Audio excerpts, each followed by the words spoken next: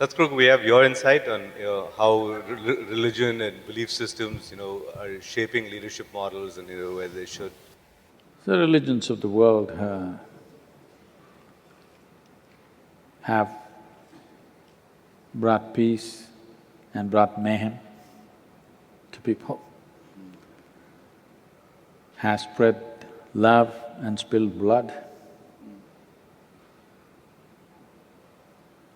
It's an inexpensive psychiatry. So if you're looking at treating yourself in some way, some kind of solace, to find some substance to stand on, it's okay.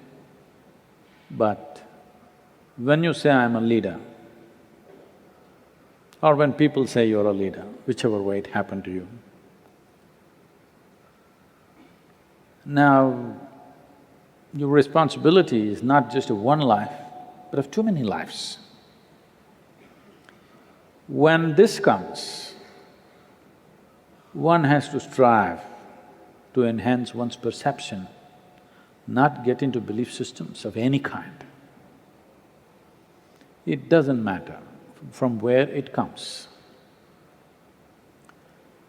because too many people have been screwed up by the scriptures. As holy as they are, with all due respect to them, because these scriptures are like constitutions which are written by God or His messengers. Constitutions are fine only if we can amend them, only if we can change them when it needs to be changed. But if it's a divine word, you cannot change. To manage a human being, you don't need a divine word. Because what we refer to as divine is the basis of our existence. Because we didn't create this. The basis of our existence is a certain source which we can call it whatever, right now we're using the word divine. That dimension has been propagated in many ways. People are saying God is love,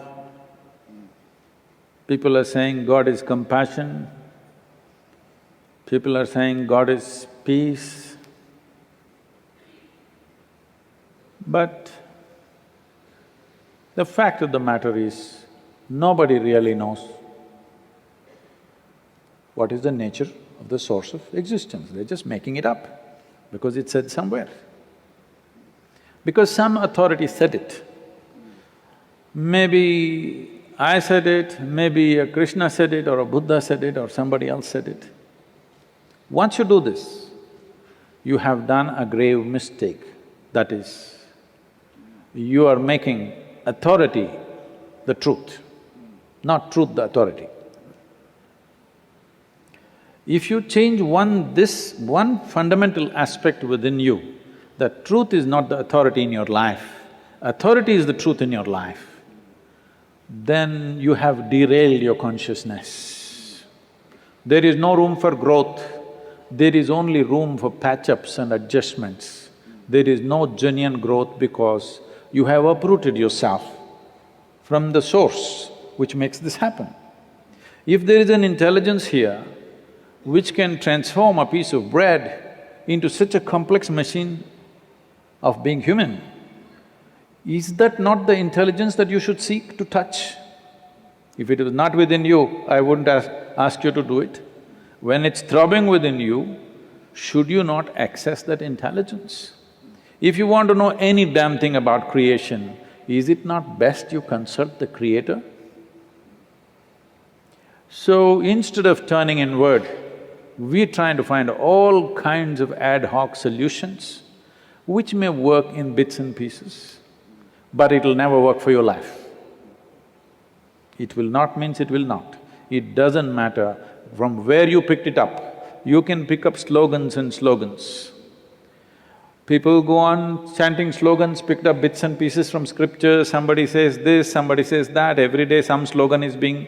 In the political arena, people are shouting slogans, also religious slogans, okay, taken on from sacred scriptures.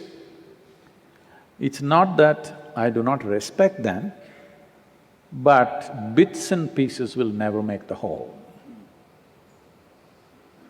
You have, let us say, there is a phenomenal jigsaw puzzle.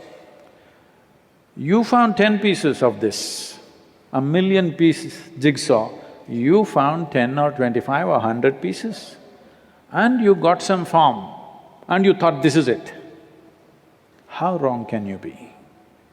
Can you be any more wrong than that? So, the human mental perception, what is in our mind, what is in our thoughts, is just what we have perceived through five senses. The very nature of five senses is such that it can only perceive in bits and pieces. If you see this part of my hand, you can't see this part. If you see this part, you can't see this part, not just with my hand. Even if you take a grain of sand, you cannot perceive it, the whole. So this is what you're doing with every aspect of life, because sense organs perceive everything in parts, everything in comparison. This is good enough for survival. In my perception, when somebody says he's a leader, I believe he is beyond survival. He wants to make something happen which is beyond himself and the people who are with them. If you can manage 1,000 people to create something which is larger than all of us put together, only then leadership has gone somewhere. Otherwise, all you need is a supervisor to make sure they work. Anyway, they'll do some stupid work because they want to make a living. I'm not saying this with disdain, but I'm saying we should not use the word leadership, or if you want to take away the word leadership, I'll invent a new word for that. But in my perception, a leader means somebody who leads you to a place where you yourself would not have gotten by yourself. That you can't get there by yourself. So you're behind a leader because he takes you to a place where you can't go by yourself. If he takes you to a place that you yourself can get, why the hell do you need a leader, I'm asking? Just do your own nonsense.